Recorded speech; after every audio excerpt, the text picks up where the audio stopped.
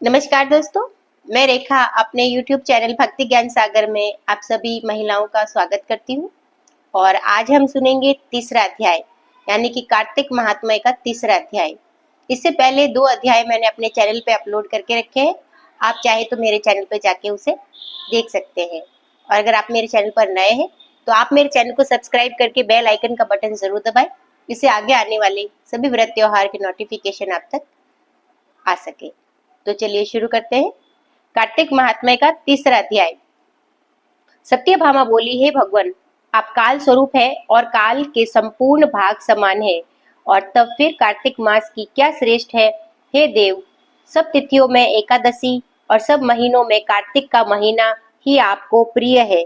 और श्री कृष्ण बोले कि हे कांते, तुमने अच्छा प्रश्न किया है।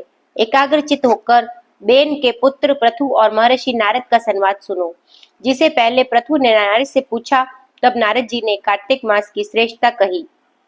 नारद जी बोले, पहले सागर का पुत्र शंख नामक राक्षस त्रिलोकी के मंथने में समर्थ हुआ, और उसने संपूर्ण देवताओं को जीत स्वर्ग से निकाल इंद्रादि संपूर्ण लोकपालों के अधिकार अपने हाथ में कर लिए। सब देवता उसके भय के मारे अपने अपने स्त्री पुत्र आदि लेकर बहुत वर्ष तक सुमेरु पर्वत की गुफाओं में रह रहे थे। और तब शंखासुर ने विचार किया, मैंने देवताओं को जीत तो लिया है, तो भी वे बलवान मालूम होते हैं। और हाँ, अब जान पड़ा कि वे सब वेद मंत्रों से युक्त हैं, और इससे अनेक वेद मंत्रों का हरण करने से वे सब बलहीन हो जाएंगे।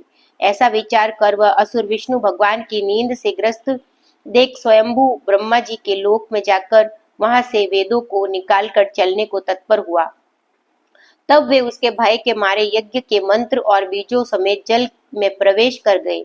तब तो वह शंखासुर भी उन्हें ढूंढता हुआ समुद्र के भीतर विचरने लगा, परंतु वे वेद एक स्थान पर कहीं भी प्राप्त न हुए। और पीछे से ब्रह्मा जी जब देवताओं को संग ले और पूजा की सब सामग्री इकट्ठी कर बैकुंठ में विष्णु भगवान की शरण में गए, वहां उनके जागाने के निमित्त सब देवता गाने बजाने लगे, गंध धूप बार बार देने लगे, और उनकी भक्ति से संतुष्ट होकर भगवान ने नेत्र खोले।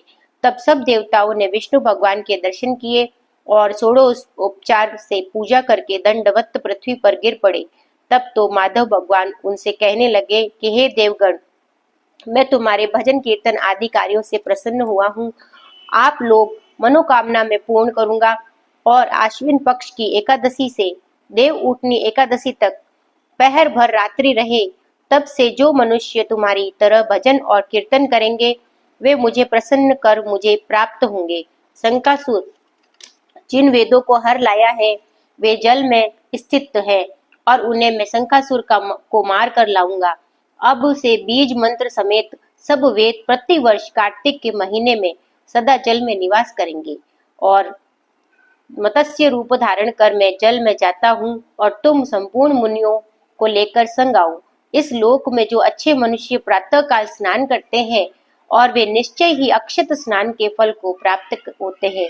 और जो कार्तिक में सदा व्रत करते हैं, और उनको हे इंद्र तुम मेरे लोक में पहुंचा दिया करो। और हे यम, तुम सदा उनकी विघ्नों से रक्षा करते रहो। और हे वरुण, तुम उनको पुत्र पौत्र आदि देते रहो। हे कुबेर, तुम उनकी धन वृद्धि करो, और जिससे यह मेरा रूप धारण कर साक्षात जीवन मुक्त हो जाए। और हे अन्य देवताओं, जो जन्म में से मरण तक उन बातों को धारण करते हैं, वे तुम्हारे द्वारा ही भी पूज्य है। जैसे तुमने मुझे एकादशी को जगाया है, इसीलिए यह तिथि सदा मनाने योग्य है। और तभी से ये मान्यता है कि कार्तिक में हमें जो है प्रातः ब्रह्म मुहूर्त में उठ के स्नान करनी चाहिए, जिससे कि जो भी वेद मंत्र कार्तिक महीने में ऐसा माना जाता है इस अध्याय के अनुसार कि वेद मंत्र बीज समेत जो है वो कार्तिक के महीने में जल में निवास करते हैं, और हम उस जल से जब स्नान करते हैं तो हम शुद्ध हो जाते हैं और हमारे सारे पाप कष्ट दूर हो जाते हैं।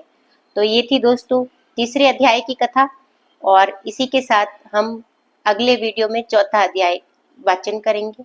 अगर आपने मेरे चैनल को अभी तक सब्सक्राइब नहीं किया है तो आप मेरे चैनल को सब्सक्राइब कर लें, ताकि आगे आने वाले सभी वीडियोस के नोटिफिकेशन आपको मिल सके। जय श्री कृष्ण।